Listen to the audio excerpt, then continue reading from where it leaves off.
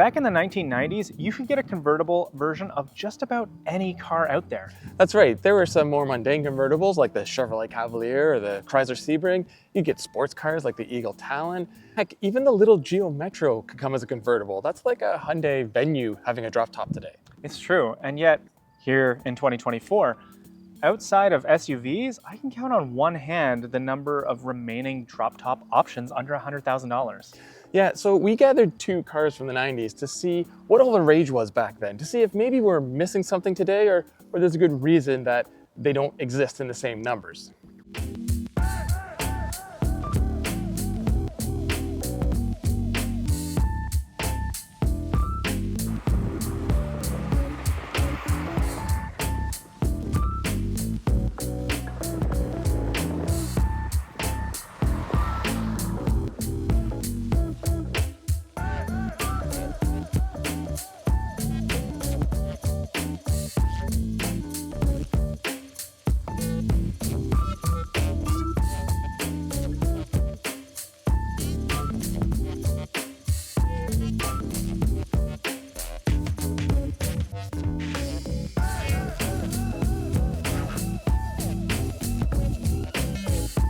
We lost a lot of good things in the 90s. The Montreal Expos, the Aerobiz franchise, the Sega Master System.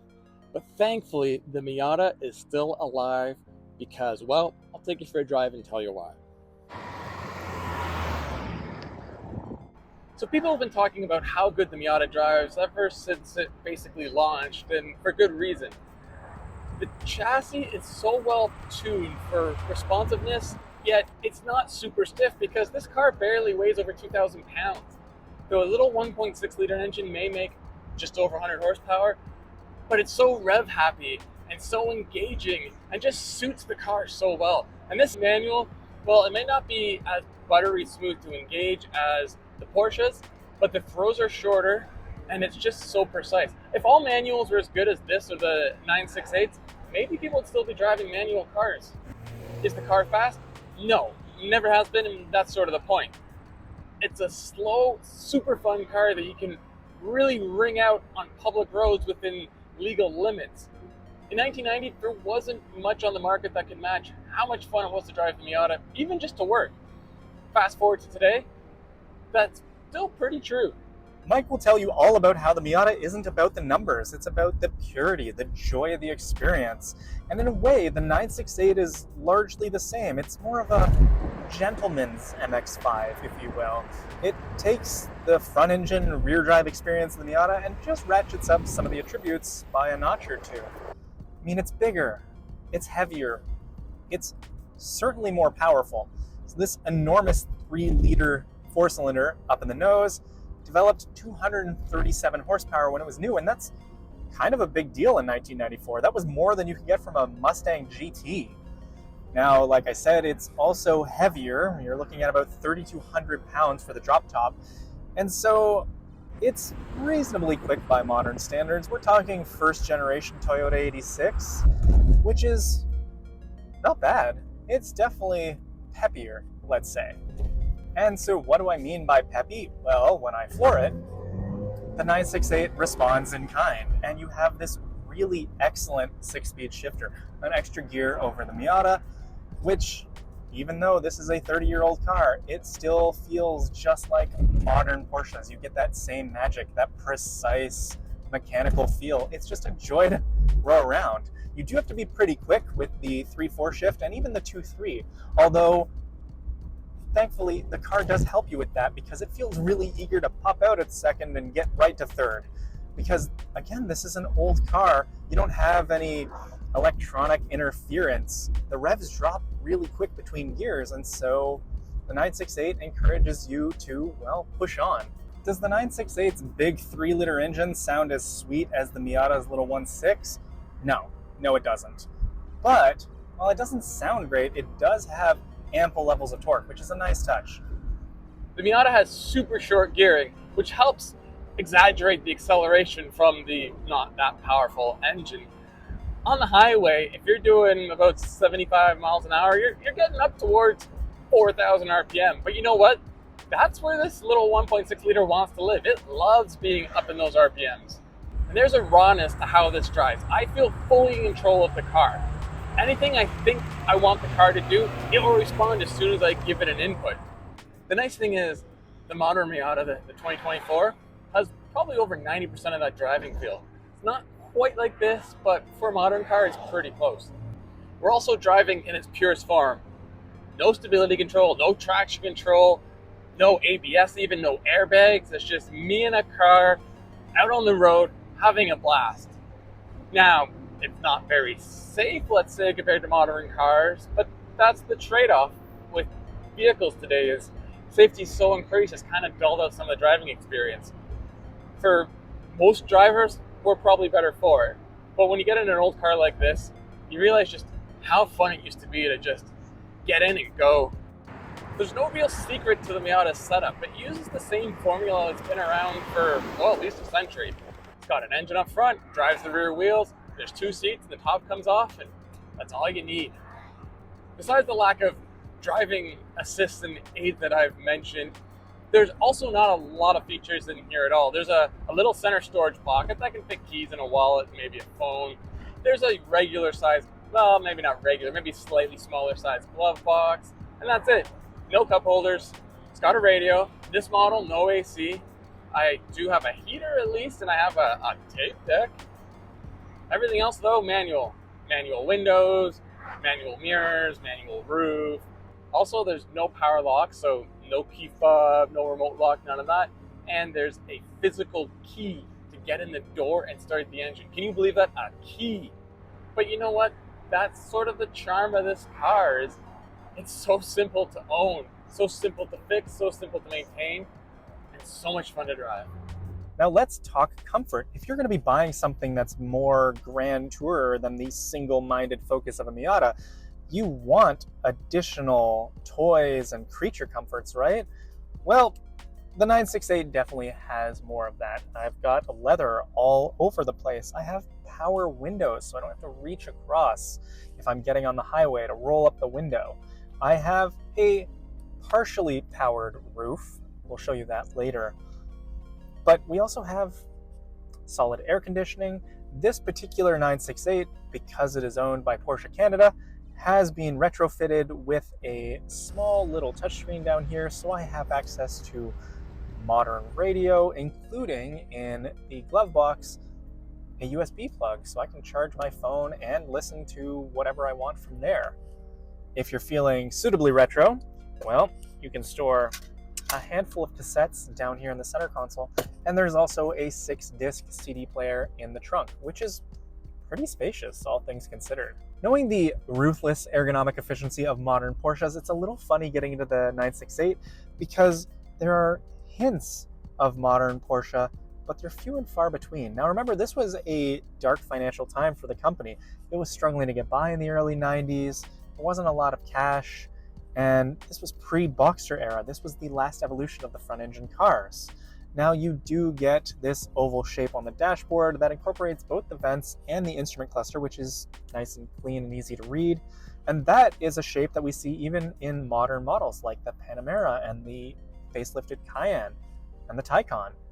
Beyond that, though, you're not going to get a lot of the creature comforts that you might expect. And I mean, this is the case for the Miata too.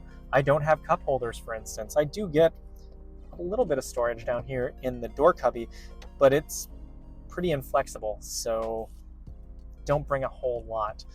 The window switches are over here, right near the front of the door, but then I have my controls to change my mirrors down in the center console, along with the roof, which makes sense, and locking. Now, unlike a modern Porsche, the 968 has its key on the right side, like most cars, but just to throw you a curveball, the handbrake is down here on the left side, which can make it just a little awkward to get in and out. Now, the 968 does offer the choice of a 2+2 setup or this 2-seater, which means you get some lockable storage compartments in the back. Again, just helping make this a little more livable than something like the Miata. As I've said with everything in the Miata up to this point, the roof is also very manual. It involves 2 latches, a zipper, and a lot of arm strength. The nice thing is, when you're sitting in the car, you can put the roof up and down. You just simply reach back, grab the handle, pull it up, and then there's a clip on either side here, There's 1, 2, and then just zip up the rear window.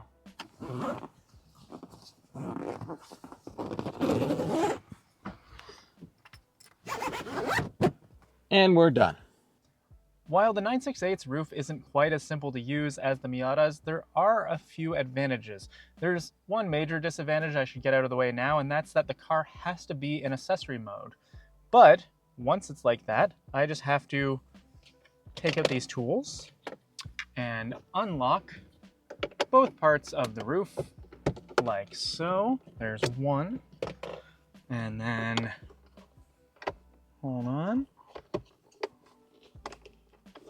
2, and now, look at that, it's powered. It's not exactly as quick as modern cars, but still.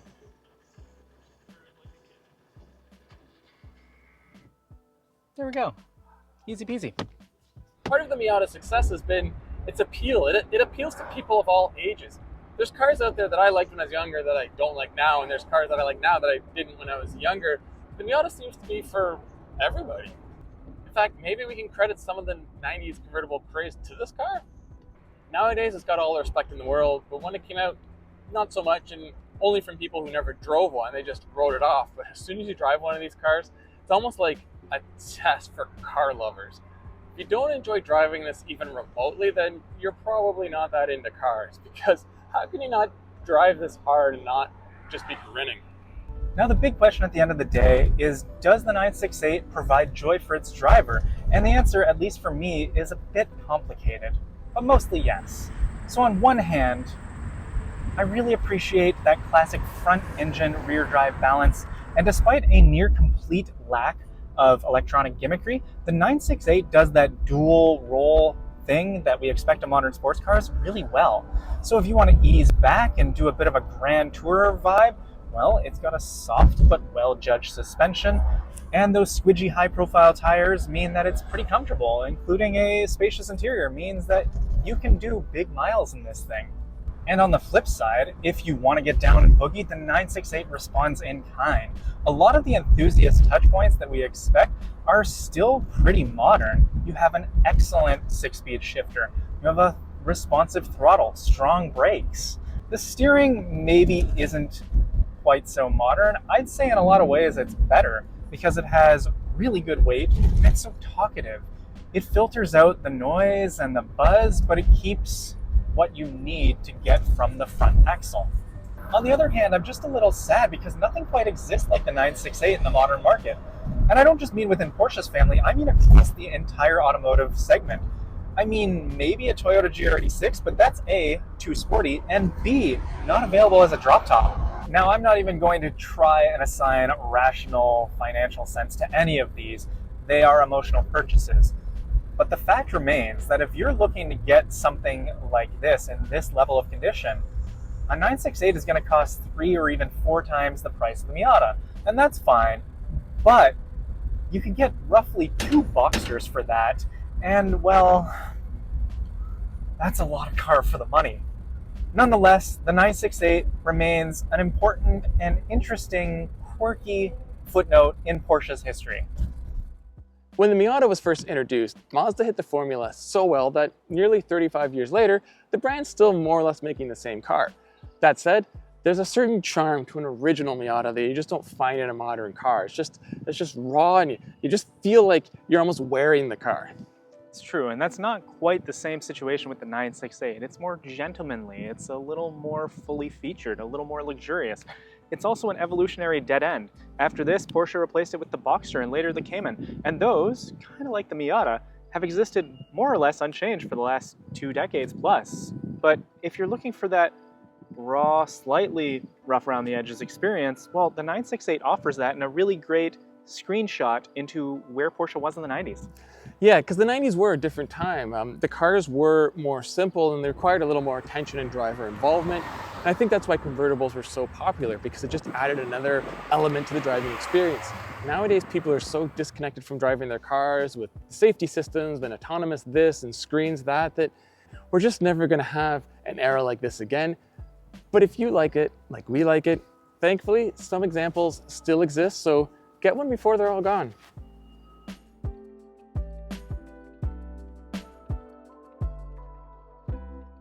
I'm going to talk about how this has nothing. No traction control, no ABS. If I don't have ABS, I got nothing. Oh yeah, why would it have ABS? Yeah, because mine didn't. They put it in a couple years later, but the originals did not.